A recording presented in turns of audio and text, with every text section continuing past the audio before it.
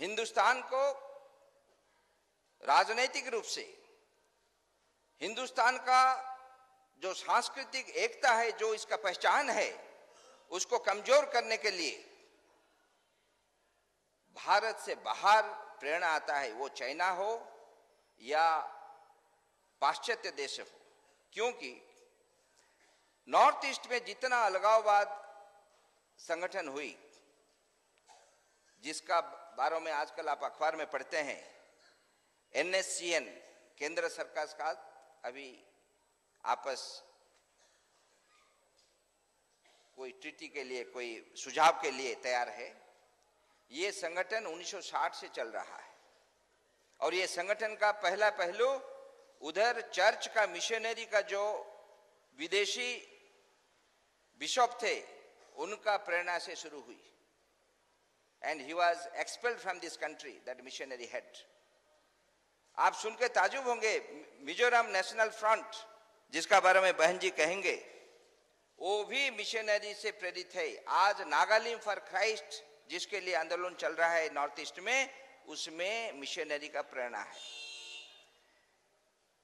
दुर्भाग्य है इस देश का कि हम जो संविधान बनाए, उस संविधान में धारा 25 से 31 तक हम उनको, हमारा साधारण नागरिकों को मजहब का पूरा स्वाधीनता स्वतंत्रता दिए हैं, मगर उसका दुरुपयोग करके हमारे देश में मत विश्वास, पंथ विश्वास को लेके देश को विभाजन करने का बहुत बड़ा प्रयास चल रहा है। और उसका एक पहलू है जो जिहादी आतंकवाद है। जिहादी आतंकवाद तो एक वैश्विक चीज है। It is an international phenomenon which became more pronounced after 2001 September 11 episode in United States of America। वो मैनहट्टन बिल्डिंग्स जो उड़ गया, उसका बाद वो ज्यादा सामने आया। मगर भारतवर्ष में जो जिहादी आतंकवाद है वो विश्व में जो चल रहा है उसका साथ जुड़ा हुआ है। Along with USA, Israel, India has also become a target। क्यों? क्योंकि ऐसे आतंकवाद हिंदुस्तान में कामयाब करने के लिए हिंदुस्तान में एक फर्टाइल वातावरण है जिसका फायदा उठाते हैं, और वो वातावरण पाकिस्तान और चाइना मिलके जिंदा रखे हैं 1947 का बाद, आजादी का बाद हिंदुस्तान में।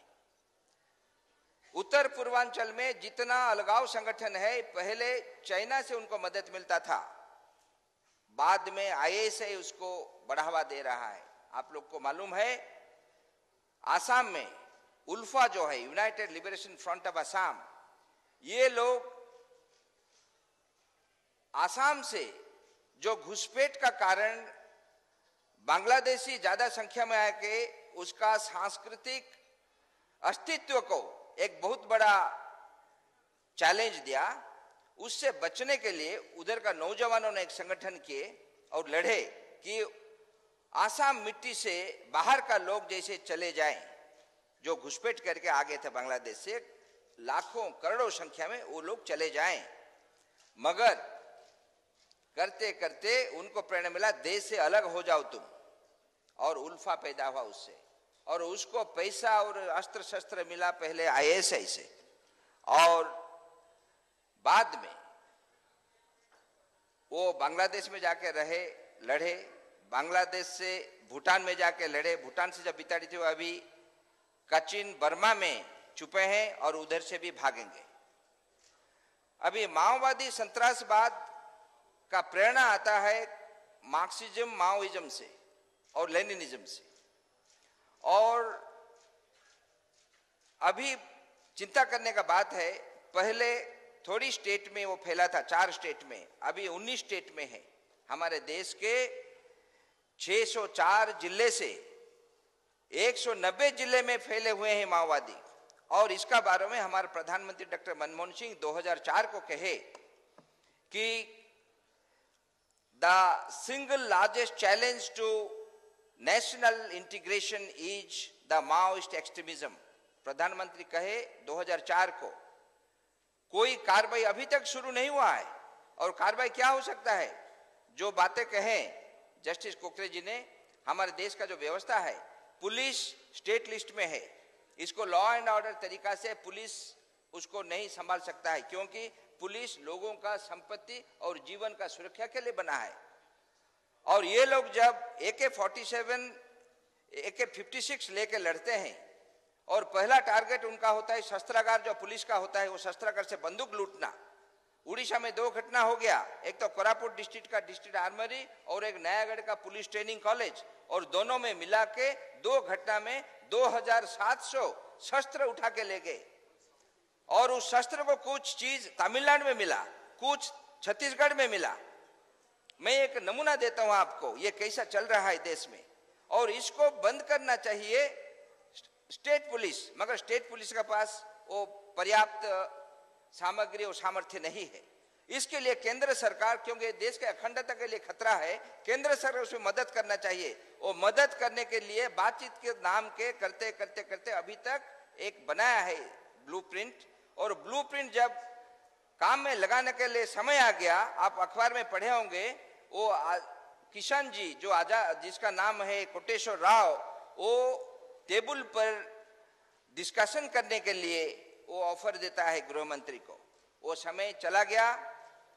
फिर से हम रेजोल्यूशन लेना चाहिए कि देश का अखंडता को अटूट रखने के लिए, देश का सार्वभौमत्व को अटूट रखने के लिए हम लोग जो कार्रवाई शुरू किया है केंद्र सरकार 5 प्रदेशों का साथ मिलकर माओवादी संत्रासवाद को खत्म करने के लिए जो कार्रवाई शुरू करने के लिए तय किया गया है, उसको इंप्लीमेंट करना चाहिए इमीडिएटली। क्योंकि चाइना में जो आर्मी है उसका रीआर्मामेंट हो रहा है, चाइना का जो सेना वाहिनी है उसको रीआर्मामेंट हो रहा है। वो लोग they are going to discard all their weaponry, and the only place in the world where those weaponry can be sent is India, and the Maoists are waiting for that, and they are going for a massive recruitment in the rural areas of India. So उसको abortion करने के लिए, उनका काम में उनको असफल करने के लिए केंद्र सरकार 5 राज्य सरकार का साथ जो प्लान किया है उसको इंप्लीमेंट करना चाहिए। अभी समय का अभाव का कारण ये विषय वस्तु बहुत पर्याप्त है, गंभीर है, मगर आप लोग सब जानते हैं, इसलिए सब चीज इधर कहने का आवश्यकता नहीं है। इसलिए मैं इतना चीज कहा। और ये सब का पीछे विदेशी शक्तियां हैं, और हमारा देश में जो विविधता है, सामाजिक असंतुलता है, समरसता का अभाव है, जाति को लेके, भाषा को लेके, मजहब को लेके, ये सब का फायदा उठा के ये विदेशी शक्तियां हमारे देश में आंतरिक सुरक्षा को हर वक्त खतरा पैदा करते हैं। इतना कहकर मैं मेरा वक्तव्य खत्म करता हूं। वंदे मातरम।